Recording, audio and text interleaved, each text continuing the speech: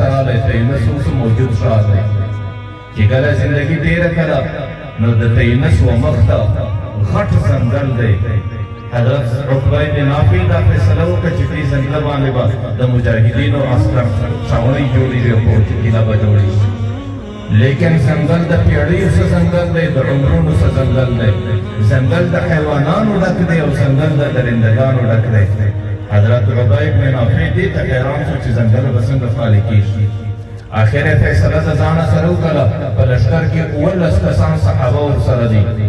د ځنګل څنګ ته یو غونډۍ د سهار کې غونډۍ ته پورته سو او د ځنګل پر طرف یې مخ وګرځاوه، اعلان یې وکړ وایي د ځنګل حیوانانو د محمد رسول الله غلامان راغلي او قرآني پیغام یې را رسولی دی او په دې مځکه باندې د قرآن نظام نافظول غواړو او دا مځکه په قرآني پیغام باندې منوره کول غواړو.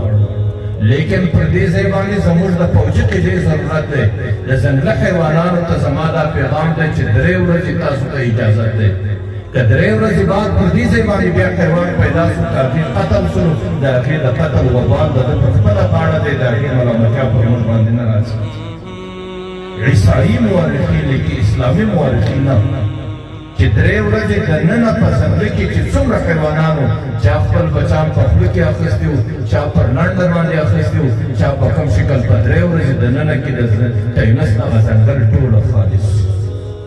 د هغې علاقې چې کوم افریقي قبایل وو هغې ټوله عیسایانو صرف د دې ځنګله د حیوانانو په لیدلو باندې دا ټوله علاقه په اسلام مشرفه شوه.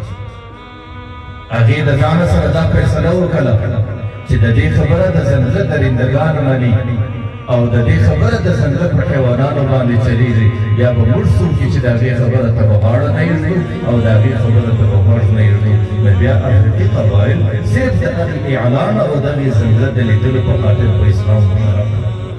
نو بیا خو مسلمان ډېر عزتمن قوم او مسلمان ډېر هوسا قوم او مسلمان ډېر رعبناک قوم او مسلمان دبدبه پر قومونو باندې پرته وه.